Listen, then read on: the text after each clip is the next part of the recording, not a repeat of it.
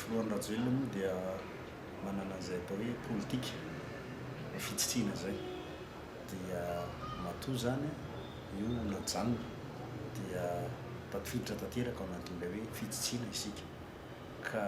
angamba antsika raha mahita ny ataoko hoe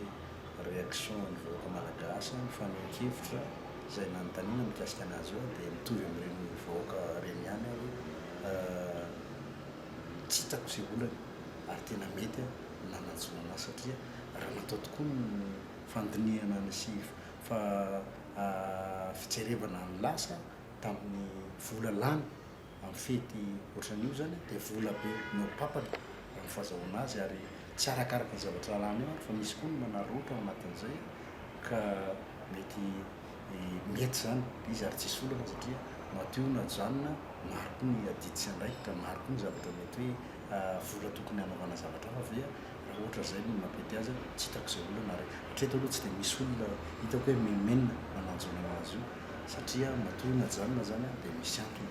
ary fetim-pirenena dia fety vahoaka malagasy rehetra ny vahoaka malagasy rehetra ny te hifety vahoaka malagasy rehetra ny te hankalaza zany atao hoe fahaleovantena zany nefa ny vahoaka malagasy rehetra tsy afaka mitsofoka ny avy daholo fa toka hoe vitsivitsy ihany ka angamba tsisy olana no majanona zany fa mety